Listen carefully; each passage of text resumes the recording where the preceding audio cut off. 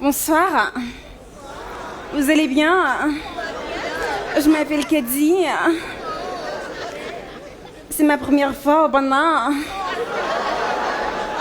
En fait, moi, je vis en France, à Paris. Dès que vous arrivez à Paris, entrez dans la première rue au milieu. Je suis à côté de la place de l'Amazone, à Cotonou. Je vous ai déjà dit que le jour où je vais là-bas, je reviens là, vous êtes foutus.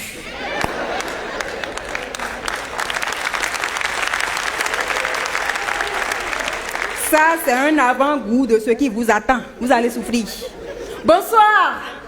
Bonsoir. Vous allez bien? Super, je m'appelle Kadi, je suis humoriste, j'ai 25 ans. Et dans mon plan de vie, à mes 25 ans, oui, moi j'ai un plan de vie, contrairement à vous. Dans ce plan-là, à mes 25 ans, je dois déjà avoir une voiture, une maison, 2 enfants, un mari footballeur et un jet privé.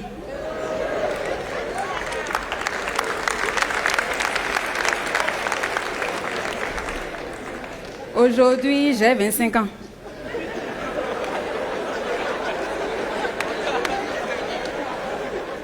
Et je rends grâce à Dieu pour le souffle de vie.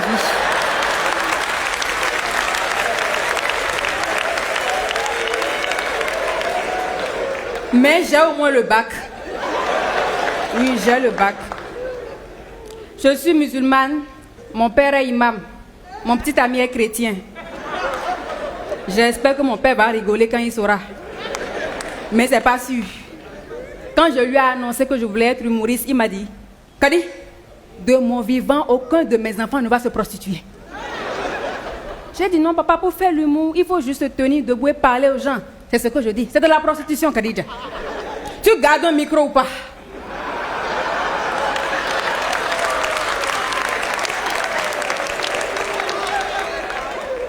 Mon père n'était pas d'accord, mais quand je lui ai montré mon cachet, mon premier cachet de 2 millions, il m'a dit, écoute, tu sais, la prostitution... Moi, je pense qu'il faut donner dans la vie. Il faut se donner. C'est bien, continue comme ça. Donc aujourd'hui, il me soutient beaucoup et je fais partie des humoristes qui évoluent vraiment. Bon, c'est ce que mon père pense. Oui, j'évolue vraiment. Récemment, j'étais en France. Je suis allée faire 10 mois de volontariat en France. Et j'ai travaillé dans une école catholique. Je suis musulmane. Rien ne va dans ma vie, rien ne va. Dans cette école, il y a 2 types d'élèves. Ceux qui sont fous et ceux qui sont très fous. Que des psychopathes. À un moment donné, j'ai senti que j'allais devenir folle aussi. Je suis revenue au pays pour me concentrer sur mes carrières d'actrice et d'humoriste. Oui, je suis actrice. Je voulais même faire une école de cinéma. Quand j'ai vu le prix de la scolarité, j'ai compris que la patience est un chemin d'or.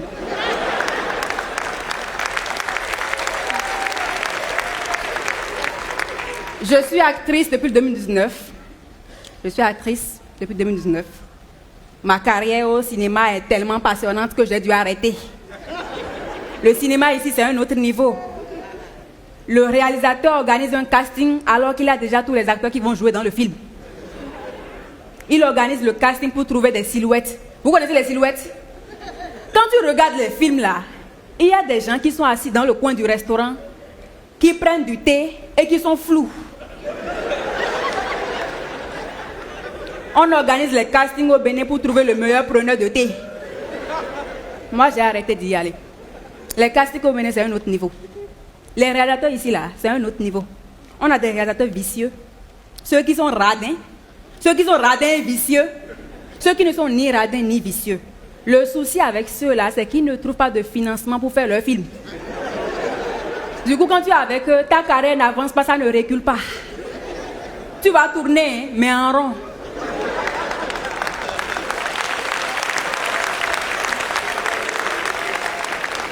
Le cinéma ici, c'est un autre niveau. Un jour, en réel, on m'a dit en 2019, Kadi, tu es talentueuse. Je vais faire de toi une star du cinéma. Mais j'espère que tu es sous-stérilée. Parce que moi, j'aime beaucoup faire fouka-fouka, hein? J'ai dit, monsieur, j'ai du talent, je vais réussir, quelle que soit la durée. Il a dit, oh, tes aînés ont dit ça avant toi, aujourd'hui elles sont où? En train d'errer dans les rues de Cotonou. Bon, si tu ne veux pas, c'est pas grave, hein? Tout à l'heure, en venant ici, je l'ai aperçu avec Doko. Il marchait à vive allure. Il transpirait fort. Je sors la tête de la voiture, je fais... Alors, monsieur, comme ça, on est en train d'errer dans les rues de Cotonou? Fouca, fouca, hein? J'espère que le stérilet est sous les pieds. Voici votre sien. Le cinéma ici, c'est un autre niveau. Hein. C'est pourquoi maintenant j'ai arrêté tout ça. Je me concentre sur ma carrière d'humoriste. Mais ça aussi, c'est dur. Surtout quand tu bides. Bider chez nous, les humoristes, ça veut dire taper poteau. Taper poteau, c'est pire qu'une rupture amoureuse. Parce que même ici, quand tu tapes poteau, même si tu trouves un nouveau sketch, tu ne pourras jamais effacer de ta mémoire et de ceux qui t'ont suivi comment tu avais tapé poteau. C'est tellement dur. Des fois, quand tu dors comme ça, il y a un truc qui te dit, ah, à taper poteau, tu dors. Ah bon? Tu te réveilles en sursaut. Taper poteau, c'est dur. En 2023, je suis allée jouer à la plage pour un réseau de la place. Juste avant moi, 2 filles sont venues twerker pour prendre t-shirt. Et moi, on m'annonce après ça. Vous savez que nous, les personnes courtes là, on a une confiance qui ne dit pas son nom, non. J'arrive toute confiante. Bonsoir, je m'appelle Kadi, je suis humoriste. Eh, Lila? Twerker? Non, moi je suis humoriste et c'est ça, on va faire des blagues. Oh, moi, mais Vika a dit. Et non, Lila, où twerker, bon? Ah. Alors, c'est français que là. Tournez, twerker. Ok, vous voulez que je twerk? Attendez, d'abord, on va faire des blagues. Eh, vous dégagez. En fait, normalement, moi, je sais twerker. Normalement. Mais j'ai eu un souci au niveau de la cheville, là. Et ça agit sur mes reins. Sinon, je sais twerker. Taper poteau, ça ne connaît pas d'enfants, ni de personnes âgées. Hein. Un jour, on a un aîné qui a tapé poteau. Et vous connaissez l'être humain avec l'hypocrisie. Quand il est revenu dans les coulisses, les collègues sont allés le voir. On voit, mais c'est dit. Mam, on voit, vous êtes bon. On entendait les rires jusqu'ici. Hein. Mam, mais où ça la voir? Vous êtes secoué tout le monde. Mais lui-même, il savait qu'il n'a rien. Il reste là. Il nous regarde. Il se tourne comme ça lentement, comme dans les films indiens. Après, il fait, bon, ce qui m'a fait plaisir, c'est qu'ils m'ont écouté du début jusqu'à la fin.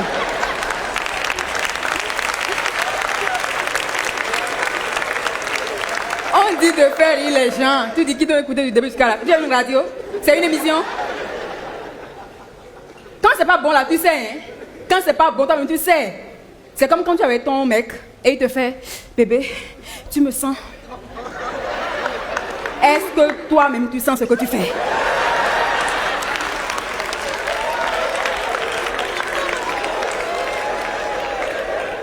Comme le dit Django, la vérité n'a pas besoin d'avocat, les preuves sont là. Je le comprends, quand tu tapes poteau là, c'est tellement dur. Le plus dur, c'est quand tu es le seul humoriste de la soirée qui a tapé poteau. Et à la fin, on vous rappelle tous sur scène. Tu es là, tu applaudis. Tu souris, il faut sourire. Ah, il faut sourire. Un sourire mélangé de pleurs et de honte. Et pour fuir le regard des gens, tu dis un truc à ton camarade à côté de toi. Et comme lui sait que tu souffres, lui aussi il rigole. Alors que c'est pas drôle. Tu finis maintenant, tu veux vite partir avant que les gens ne te voient. Tu arrives au portail, tu tombes nez à nez avec le meilleur humoriste de la soirée.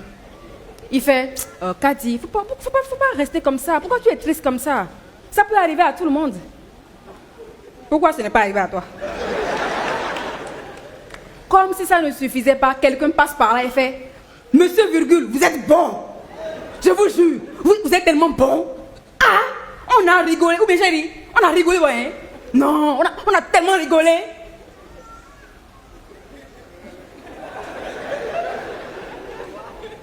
Vous avez joué, non? Ah, c'est vous, Kadi, là. Du courage. Vous êtes bon. Vous irez très loin dans la vie. Non, non.